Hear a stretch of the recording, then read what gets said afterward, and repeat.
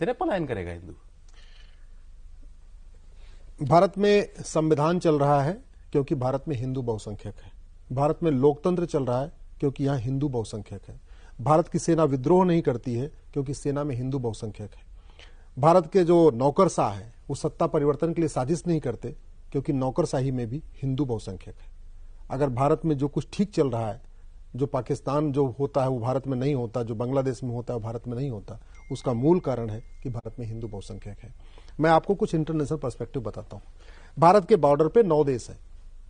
9 देश में 9 के 9 उनके टारगेट पे हैं कि 9 के 9 को उसको खुरासान कहते हैं। बेसिकली वो खुरासान प्रांत कहते हैं कि पूरे खुरासान पे गजवा हिंद करना। जब हम गजवा हिंद की बात करते हैं तो हिंदुस्तान को नहीं कन्वर्ट करना, उस पूरे खुरासान को ही कन्वर्ट कर देना। ये जिहादी डॉक्ट्रिन है। जिहादी डॉक्ट्रिन है। रिटन डॉक्यूमेंटेड है, मल्टीपल हाँ, कॉन्स्पिरेसी थ्योरी नहीं है जिसको कई वामपंथी पत्रकार कहते हैं, तो बोलते हैं। दुनिया का सबसे बड़ा जमाती संगठन जो 150 देशों में काम करता है, जिसको रूस ने बैन किया, तजाकिस्तान ने बैन किया, उज्बेकिस्तान ने बैन किया है, विकिपीडिया पे अवेलेबल है, उसका मुख्यालय भारत में है। भारत का ही एक टुकड़ा अफगानिस्तान बन गया। अफगानिस्तान से हिंदू जैन बौद्ध सिख खत्म हो गए, अगड़े पिछड़े खत्म हो गए, ब्राह्मण क्षत्रिय वैश्य दलित खत्म हो गए। हिंदुस्तान का ही एक टुकड़ा पाकिस्तान बना, हिंदू जैन बौद्ध सिख खत्म हो गए, ब्राह्मण क्षत्रिय वैश्य दलित खत्म हो गए। हिंदुस्तान का ही एक टुकड़ा मालदीव था जहां चोल राजा राज किया करते थे, मालदीव से हिंदू जैन बौद्ध सिख खत्म हो गए। हिंदुस्तान का एक बांग्लादेश एक टुकड़ा था जिसको ईस्ट बंगाल कहते थे। भाई वेस्ट पंजाब पाकिस्तान में चला गया और ईस्ट बंगाल बांग्लादेश बन गया।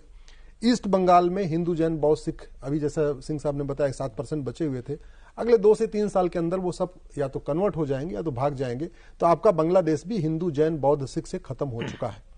अब मैं आता हूं जो 5 देश बचे हुए। अब उनकी जो जमातियों की जो अगला टारगेट है, भारत, नेपाल, म्यांमार, श्रीलंका और भूटान। और इन 5 देशों में आप देखिए बहुत तेजी के साथ डेमोग्राफिक चेंज हो रहा है। भारत की बात मैं करूं, 28 राज्य हैं, 8 केंद्र शासित प्रदेश हो गए, टोटल हो गए 36। 36 में से 9 राज्यों में हिंदू खत्म हो चुके हैं। भारत में 800 जिले हैं, 800 जिलों में से 200 जिलों में हिंदू खत्म हो चुके हैं, यानी 25% जिलों में खत्म हो चुके हैं। भारत में 6000 तहसीलें हैं, 6000 तहसीलों में से 1500 तहसीलों की डेमोग्राफी चेंज हो चुकी है, यानी 25% तहसीलों की डेमोग्राफी चेंज हो चुकी है।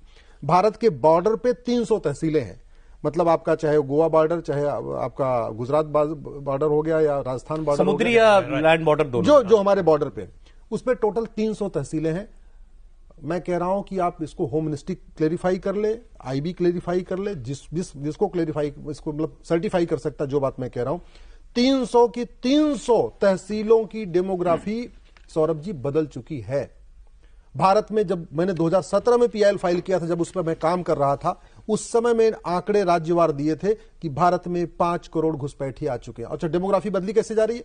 सबसे बड़ा माध्यम घुसपैठ, उसके बाद नेक्स्ट धर्मांतरण, चौथा जनसंख्या विस्फोट, तीसरा जनसंख्या विस्फोट, चौथा ड्रग। क्योंकि आप किसी देश को बर्बाद करना है तो उस देश के यंग जनरेशन को आप ड्रग में ढकेल दो। बहुत बड़े पैमाने पे प्लान्ड वे में भारत, नेपाल, भूटान, बांग्लादेश और म्यांमार में बहुत बड़े पैमाने पर ड्रग सप्लाई हो रही है। स्कूल में, कॉलेज में, यूनिवर्सिटी में ड्रग सप्लाई हो रही है। और 5वां जो टूल यूज किया जा रहा है, अश्लीलता। इंस्टाग्राम के माध्यम से, रील के माध्यम से हमारी यंग जनरेशन को पूरा कामुक बना दिया जा रहा है। उससे कोई मतलब ही धर्म क्या होता है, डेमोग्राफी क्या होता है, भारत के लिए क्या खतरा है। जब एक हमारा यंग यूथ नशे में चला गया और अश्लीलता में डूब गया, उसके बाद उसको कोई फर्क नहीं पड़ता कि कितने हिंदू बचे हैं, कितने जैन बचे हैं, हम काफी के क्षेत्र पे हम क्या डिस्कशन कर रहे हैं, वो मतलब उससे बाहर हो जाएगा। इसके एक पॉइंट पर आते हुए, आपने अपनी बात शुरुआत की थी एक संस्था से, आपने तबलीगी जमात की शायद आप बात जी जी। तो तबलीगी जमात आपकी अब जो जैसे बांग्लादेश में भी बात हो रही है, जमाते इस्लामी हाँ, काम कर रहा है। हाँ, ये जमाते इस्लामी पाकिस्तान में भी है शायद। हाँ, हमारे यहाँ मुझे पता नहीं। जमाते कश्मीर में है। हाँ, कश्मीर में हम लोग कहते हैं कि कश्मीर की रेडिकलाइजेशन के लिए जमाते इस्लामी। लेकिन यहाँ वाला जमाते इस्लामी और जो है कश्मीर वाला दोनों अलग अलग है। देखिए लेकिन हाँ, एक आपने अच्छा याद दिलाया, सलमान खुर्शीद ने आज जो बयान दिया है, सलमान खुर्शीद कांग्रेस के नेता के रूप में जाने जाते हैं, पूर्व विदेश मंत्री के, विदेश मंत्री, सुप्रीम कोर्ट के बड़े वकील है, सुप्रीम कोर्ट के बड़े वकील है, तबलीगी जमात के वो संरक्षक है, लीगल एडवाइजर भी हैं, उनके बोर्ड पर भी हैं। तबलीगी जमात नहीं, जमाते इस्लामी की। जमाते इस्लामी के, हाँ बिल्कुल। तो जमाते इस्लामी, और ये सारी जमाते इस्लामी एक ही हुई ना, बांग्लादेश, भारत, पाकिस्तान से मिला के। आप सर, आप जितने नाम ले रहे हैं ना, आप टहनियों का नाम ले रहे हैं, आप पत्तों का नाम ले रहे हैं। For the record Salman Khurshid आज इसलिए चर्चा में है क्योंकि उन्होंने कल एक बुक लॉन्च के मौके पर यह कहा है जो बांग्लादेश में हुआ ये हिंदुस्तान में भी हो सकता है, लेकिन हिंदुस्तान मुल्क बहुत बड़ा है, इसलिए यहां चीजों को ट्रैवल करने में बहुत टाइम लगता है, इसलिए एक अचानक से वो विस्फोट नहीं हो सकता जैसा बांग्लादेश के अंदर हो गया। ये ऑन रिकॉर्ड उनका कहा हुआ स्टेट। अब ये जो खतरे हैं इसके लिए ये खतरा मैं सर इसलिए मैं जहां आ रहा था वो बात रह गई कि ये सारी एक्टिविटीज हो रही हैं और आपने बताया ये सब इंटरकनेक्टेड हैं।